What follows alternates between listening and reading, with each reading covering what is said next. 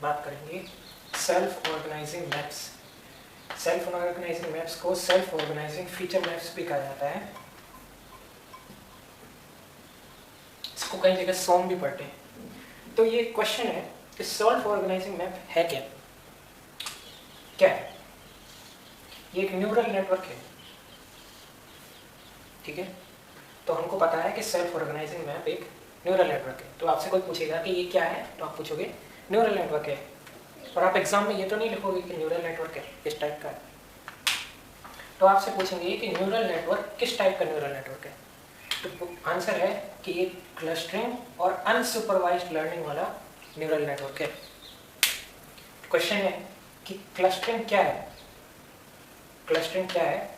ये डेटा को ग्रुप करने का एक तरीका है, ठीक है। मतलब आपके पास ये ए टाइप का डेटा है और ये बी टाइप का डेटा है, तो इनको एक क्लस्टर में फॉर्म करते हैं और ये क्लस्टर में फॉर्म होते हैं। पहले ये पूरा एक अनस्कैटर्ड डेटा है। अब हमको ये नहीं पता है कि ये ए टाइप का डेटा है या बी टाइप का। जब अपन क्लस्टरिंग एल्गोरिथम में इसको रन करेंगे तो अपन को पता चल जाएगा ये जो है एक ग्रुप में फॉर्म होते हैं और ये दूसरे ग्रुप में। आगे की वीडियोस में मैं क्लस्टरिंग और न्यूरल नेटवर्क के बारे में और डिटेल में एक्सप्लेन करूँगा। ये मान के चलो कि ये डेटा को ग्रुप करता है, एक फॉर्म में रिप्रेजेंट करता है कि ये पहली फॉर्म है, ये दूसरी फॉर्म है, तीसरी फॉर्म है, ठीक है। क्लस्टरिंग क्या है?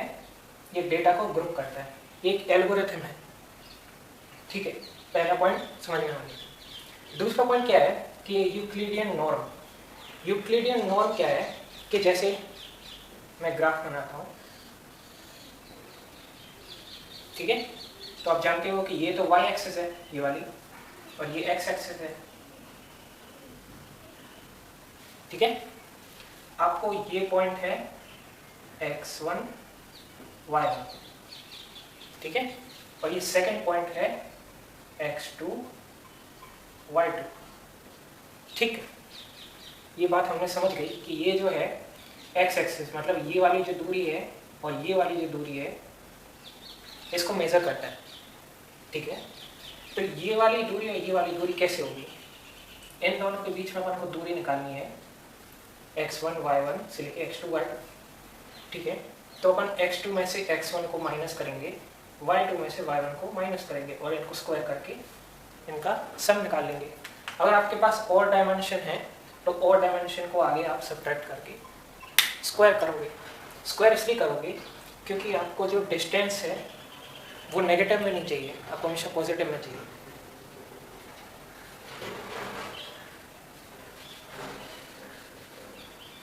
तो इसमें यूक्लिडियन नॉर्म का अपन यूज करते हैं, ठीक। तो ये सेकंड पॉइंट अपन को समझ में आ गया कि डेटा को ग्रुप करता है और ये यूक्लिडियन नॉर्म का यूज करता है, मतलब यूक्लिडियन डिस्टेंस का यूज करता है। दो पॉइंट के बीच में डिस्टेंस कैलकुलेट करता है। तो ये पॉइंट समझ में आ गया।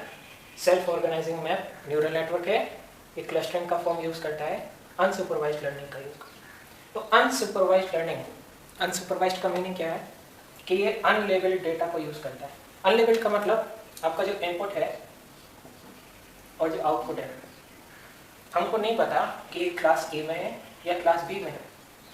हमको सिर्फ फिगर आउट करना है कि ये कौन सी क्लास में है, ठीक। और इसको अपन करते हैं कि मशीन जो है अपने आप से फिगर आउट करेगी कि ये कौन से ग्रुप में सेटिस्फाई करेगा। मतलब न्यूरल नेटवर्क आपका फिगर आउट करेगा कि कौन से ग्रुप में डेटा जाता है, ए में, बी में, सी में, डी में, ठीक। ये हो गया विदाउट अ टीचर। मतलब आप कोई स्टूडेंट को टीचिंग कर रहे हो और उसको कोई गाइडेंस नहीं देते, उसको कहते हो कि आप अपने मन से पढ़ो, किस टाइप से पढ़ना है ये आपको बताया नहीं है, इसलिए इसको अनसुपरवाइज्ड। सेल्फ ऑर्गेनाइजिंग मैप मतलब ये अपने आप को ऑर्गेनाइज करता है कि हमको डेटा को किस टाइप में क्लस्टर करना है। क्लस्टर मतलब ग्रुप करना है, ठीक। तो ये पार्ट 1 है।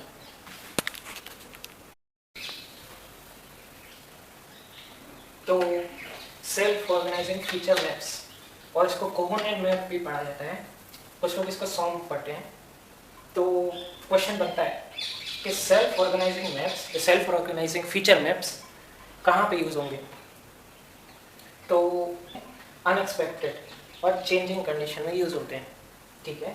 और डेटा में सिमिलैरिटी मतलब मिलता जुलता जो डेटा है वहाँ पे सिमिलैरिटी के लिए ये यूज होता है, पहला पॉइंट। सेकंड पॉइंट, कैसे सेल्फ ऑर्गेनाइजिंग मैप कैसे काम करता है, तो ये वाला पॉइंट आप ध्यान दो, फिर ये पॉइंट समझ में आएंगे। तो सेल्फ ऑर्गेनाइजिंग मैप कैसे काम करता है, एक कंपटीशन होता है। कंपटीशन आप जानते हो, जैसे जेईई मेंस का है, एडवांस का है, तो सब लोग कॉम्पिटिट करते हैं कि मेरे ज़्यादा अच्छे नंबर आएंगे, मेरे ज़्यादा नंबर आएंगे। उसी तरह से कंपटीशन होता है, और जो क्लस्टर्स जिसकी विनिंग होगी, मतलब जो फॉर्मूला आप यूज़ करोगे सेल्फ ऑर्गेनाइजिंग मैप का, और जिसमें विनिंग होगी वो आपका विन, मतलब उसको आप क्लासीफाई करोगे कि ये पहला क्लासिफिकेशन है, ये सेकंड है, ये थर्ड है। ठीक, तो आपने देखा कंपटीशन से आप क्लासीफाई करते हो सेल्फ ऑर्गेनाइजिंग मैप। दूसरा पॉइंट फीड फॉरवर्ड स्ट्रक्चर है कि दैट मीन्स आप जानते हो कि न्यूरल नेटवर्क में एक फॉरवर्ड डायरेक्शन रहती है, और आप चेक करते हो कि इसका आउटपुट सेम जो अपन एक्सपेक्ट किया उससे मिलता जुलता है कि नहीं है, तो फिर आप पीछे जाते हो। लेकिन आप यहाँ पे पीछे नहीं जाओगे, आप सिर्फ फॉरवर्ड डायरेक्शन में जाओगे, बैकवर्ड डायरेक्शन में नहीं जाओगे। Reducing dimensions of data, data के की फीचर्स, इंपॉर्टेंट फीचर्स को ही आप हाईलाइट करोगे कि डेटा की कॉम्प्लेक्सिटी कम हो, सिंपल डेटा को यूज़ करोगे, इसलिए सेल्फ ऑर्गेनाइजिंग मैप को यूज़ करोगे। लेस नंबर ऑफ फीचर्स हो, कम से कम फीचर्स होंगे, कम से कम आपके पास डेटा का कॉन्फ़िगरेशन होगा, तो आप सेल्फ ऑर्गेनाइजिंग फीचर मैप्स या कॉम्पोनेंट मैप्स का यूज़ करो। तो टॉपिक था सेल्फ ऑर्गेनाइजिंग फीचर मैप्स। तो इसको हाउ को अपन ने एक्सपेंड किया है, इस सेल्फ ऑर्गेनाइजिंग मैप काम करता कैसे है। तो पहला स्टेप है कि नोड के जो वेट्स हैं उनको इनिशियलाइज करेंगे। इनिशियलाइज मीनिंग कि वेट 1, वेट 2, वेट 3 है, इनको रैंडम वेट्स असाइन करते हैं, ठीक है।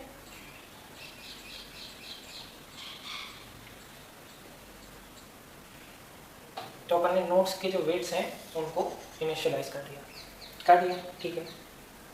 फिर अपन एक रैंडम वेक्टर को लेंगे जो अपन को डेटा क्लस्टर करना है, उसमें से कोई वेक्टर अपन ने लिया और इसको ये जो फीचर मैप है, मतलब ये सेल्फ ऑर्गेनाइजिंग मैप है, इसमें डालेंगे, क्योंकि अपन को पता करना है कि कौन से ग्रुप में है डेटा, इसलिए अपन ने रैंडम वेक्टर को फीचर मैप में डाल दिया।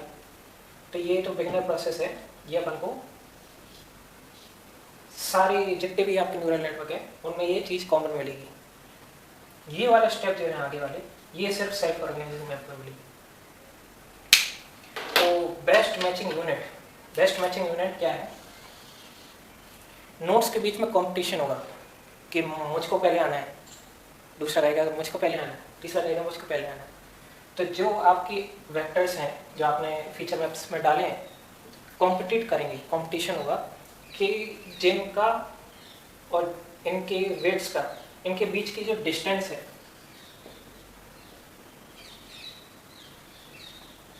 इनके बीच में जितने भी डिस्टेंस है इनपुट वेक्टर और उनके बीच में जो वेट्स अपन ने इनिशियलाइज किए, इनके बीच की जो भी डिस्टेंस है ये अपन के बेस्ट मैचिंग यूनिट में चली जाएगी, ठीक है। ये डिस्टेंस जाएगी, तो ये बेस्ट मैचिंग यूनिट कैसे निकालेंगे, इसमें डिस्टेंस है, इसके अंदर का रेडियस अपन कैलकुलेट करेंगे, मतलब जो बेस्ट मैचिंग यूनिट के आसपास हैं उनका रेडियस को प्रायोरिटी मिलेगी और जो दूर दूर हैं उनको अपन वेट फिर से एडजस्ट करेंगे, ठीक है। ये वाली स्टेप जो है ये सिर्फ और सिर्फ सेल्फ ऑर्गेनाइजिंग मैप मिलेगी, इसमें कोई एक्टिवेशन फंक्शन नहीं है, ना कोई थ्रेशोल्ड वगैरह कुछ भी नहीं है, सिर्फ अपन best matching unit Euclidean distance से कैलकुलेट करेंगे, ठीक है। अपन ने डिस्टेंस कैलकुलेट की, जो अपन ने वेक्टर डाला है और उनके बीच में वेट इनिशियलाइज किए हैं, और अपन ने रेडियस जो है कैलकुलेट कर लिया। जब अपन ने रेडियस कैलकुलेट किया तो बेस्ट मैचिंग यूनिट से जो सबसे ज़्यादा दूर में यूनिट है और जो सबसे ज़्यादा पास में है उनका जो वेट्स हैं उनको अपन एडजस्ट करेंगे।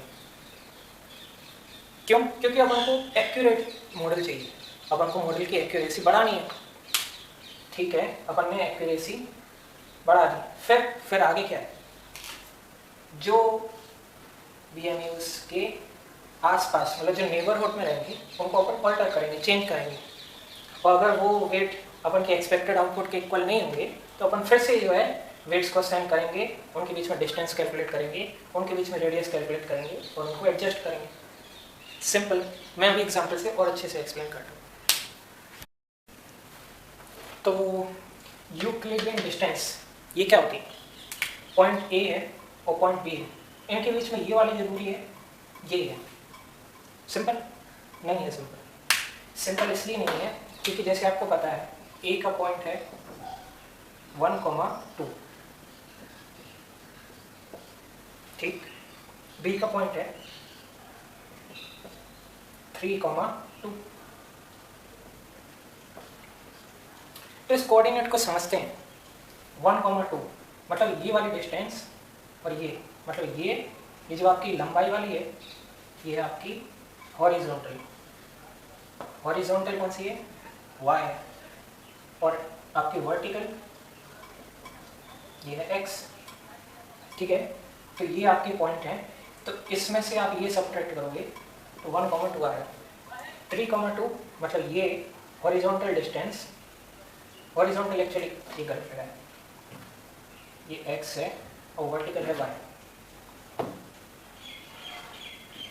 मतलब ये लंबाई और ये चीज़ तो पता है।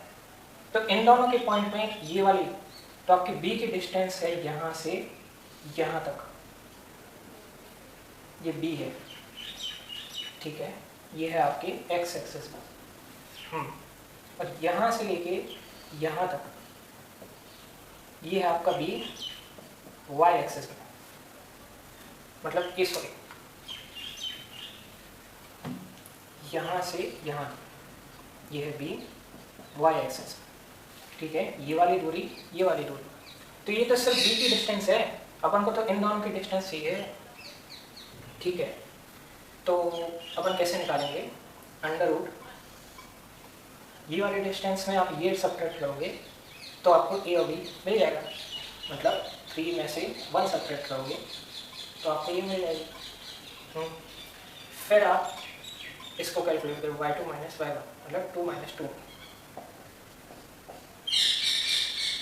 ठीक।